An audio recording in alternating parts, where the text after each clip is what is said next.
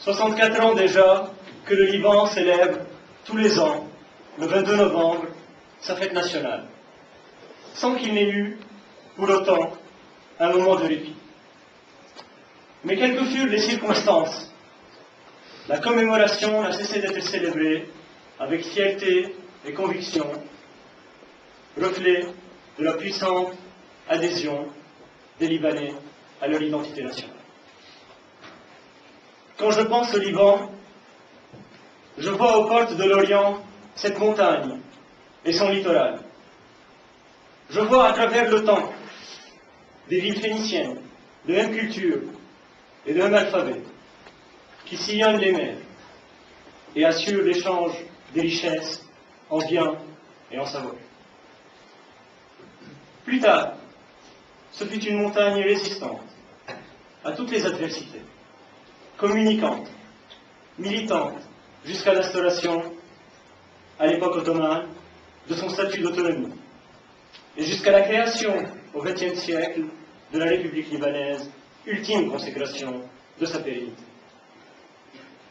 On croit souvent que le Liban est un pays comme les autres, mais ceux qui en reviennent prétendent qu'il est unique, qu'il surprend et déroute. Ainsi, un Français qui visitait récemment le pays trouva une forte ressemblance entre le Liban et la Corse, par le climat et la susceptibilité des habitants. Il observa également que le Libanais est très accueillant. En effet, l'hospitalité est une caractéristique fondamentale du pays. Historiquement, la montagne a protégé durant plusieurs siècles Druzes et Maronites. Le littoral a accueilli plus d'un peuple exilé, arméniens, kurdes, même des Grecs de Turquie, et dernièrement les Palestiniens, en instance de rapatriement. Vivre le Liban, c'est gérer le présent, œuvrer pour l'avenir, mais aussi côtoyer le souvenir d'un passé foisonnant d'heures et de malheurs. Vivre le Liban, c'est dialoguer avec la diversité, critiquer, rechercher les limites de la liberté. C'est accepter les particularités qui nous distinguent, c'est une quête de l'égalité dans les droits et les devoirs.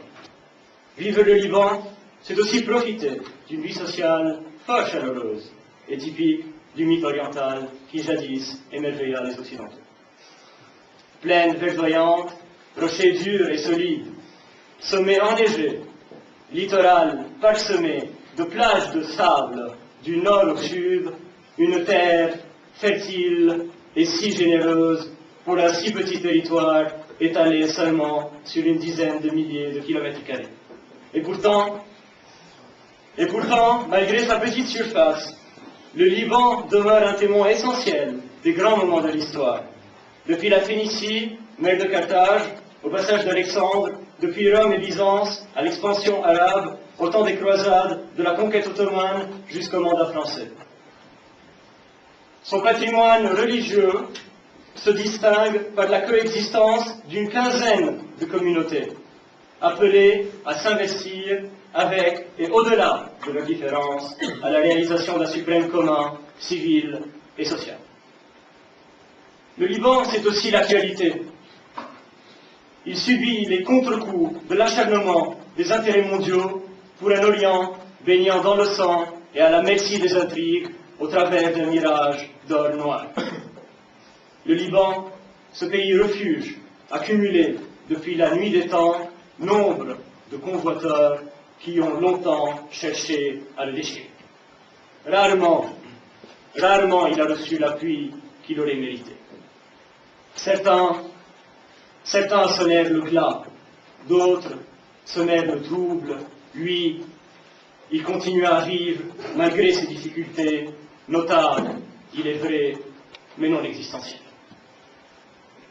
Face au danger, le Liban puise sa force dans un pacte constitutionnel, garant des libertés privées et publiques, dans le respect mutuel à l'échelle des communautés et des personnes, reconnaissant à tous l'égalité dans les droits à la vie publique.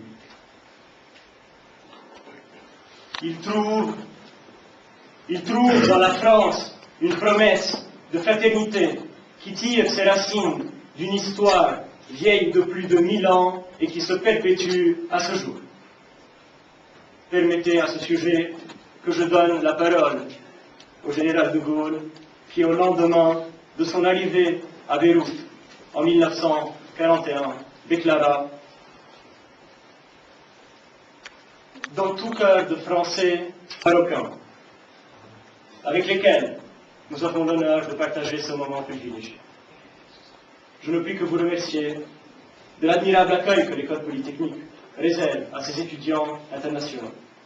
Je tiens à vous remercier également pour nous avoir offert l'occasion de célébrer en votre présence notre fête nationale en ce territoire français auquel nous ne pouvons qu'accorder toute notre sympathie, tout notre attachement et notre obligeance.